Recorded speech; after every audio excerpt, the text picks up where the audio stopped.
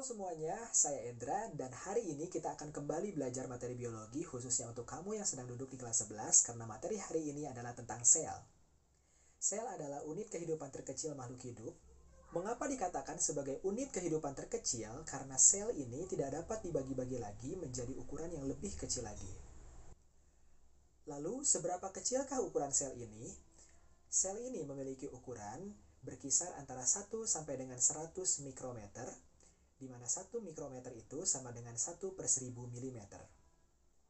Sel dikatakan sebagai unit kehidupan terkecil karena sel ini juga menjalankan fungsi-fungsi kehidupan seperti respirasi, mengkonsumsi nutrisi atau makanan, melakukan metabolisme, bereproduksi, bahkan menurunkan sifat kepada generasi-generasi berikutnya. Penelitian tentang sel ini dimulai pada tahun 1665. Pada saat itu, seorang ilmuwan bernama Robert Hooke dia mengamati sel gabus pada tumbuhan dan menemukan bahwa pada tumbuhan tersebut terdapat ruang-ruang kosong yang kemudian dinamakan sel atau selula yang dalam bahasa Indonesia berarti ruang kosong. Kemudian dengan semakin berkembangnya teknologi dan ilmu pengetahuan, maka semakin sempurnalah pula alat yang digunakan yaitu mikroskop. Dengan penyempurnaan mikroskop ini, maka peneliti pada masa itu semakin terbuka lebar untuk dapat meneliti lebih baik tentang sel.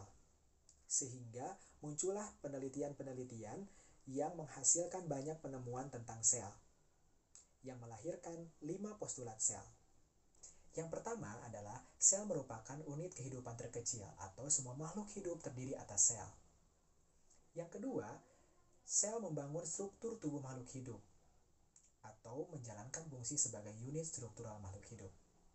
Dan yang ketiga, sel menjalankan fungsi-fungsi kehidupan makhluk hidup atau dinamakan dengan unit fungsional makhluk hidup. Yang keempat, semua sel berasal dari sel sebelumnya, atau dalam artian bahwa sel itu dapat bereproduksi atau memperbanyak diri sama dengan induknya.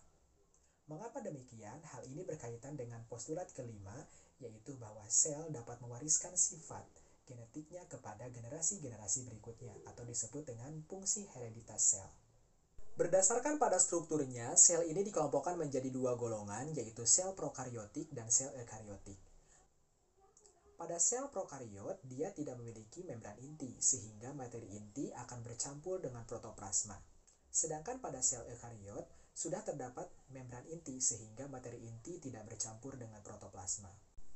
Baik, itulah pembahasan kita di hari ini. Semoga bisa dipahami dengan baik. Jangan lupa untuk mempelajarinya lebih lanjut. Dan sampai jumpa di pertemuan berikutnya.